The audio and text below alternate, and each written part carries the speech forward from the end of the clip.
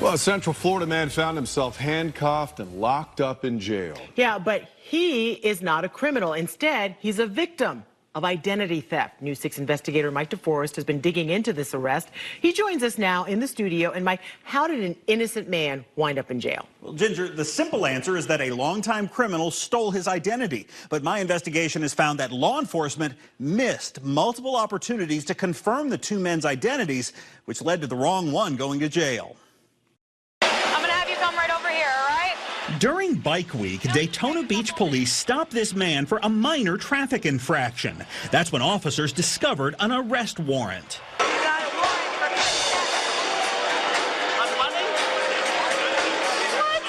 If he looks surprised, it's because this biker has never been in trouble with the law. Like, I worked my life hard not to go to jail, and I'm here now with something I didn't even do. His name is Jonah Scott Miller. The arrest warrant was for Zin Molly McDade, a transient with a lengthy criminal record. I know a guy named Zin, but I didn't know his last name. I hadn't seen him since middle school.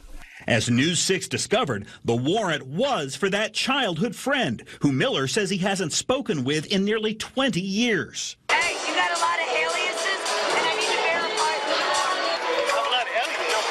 Miller was placed in handcuffs, even though McDade was the one wanted by police for shoplifting cell phone chargers. Why did that happen? A computer database used by law enforcement shows Zin McDade has several aliases, including Jonah Scott Miller.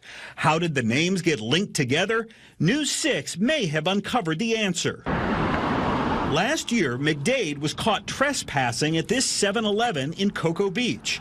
According to a report, the transient lied to a police officer, claiming his name was Jonah Scott Miller. Somehow, he was able to tell police his old friend's date of birth, birthplace, address, and last 4 digits of the Social Security number. Convinced the transient was Miller, the officer took him to jail, where he was booked under the wrong name. The next day, fingerprints confirmed McDade's real identity, and he was charged with giving police a false ID. I have been more than nice to you. Everything coming out of your mouth seems like one lie after another. The arresting officer noticed Miller had tattoos and scars. The database indicated the wanted fugitive also had tattoos and scars. Everything matched, except the height. How tall are you? The height said 5'7".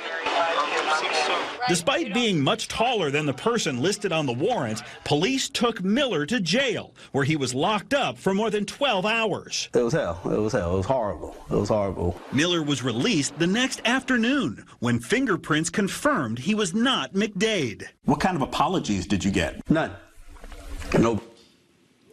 Now, the Cocoa Beach Police Department insists their officers acted appropriately, saying that McDade provided enough personal information to convince them that he was Miller. Now, the Daytona Beach Police Department, which arrested Miller, said their officers made the best judgment they could at the time with the equipment they had.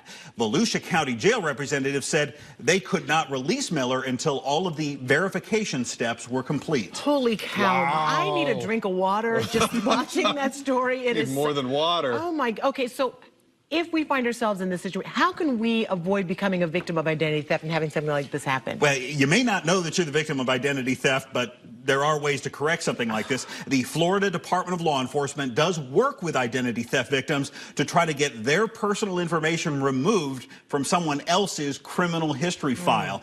We passed that on to Jonah Miller. We've also posted a link to that information on our website, so just look for this story on there. Knew his birthday, last 4 of the social. And Miller has no idea how this guy he says he hasn't seen in years got all that info. But no apology from anyone. They all said they did what they needed to do at the time. All right. All right, Mike. Okay, thanks. Excellent.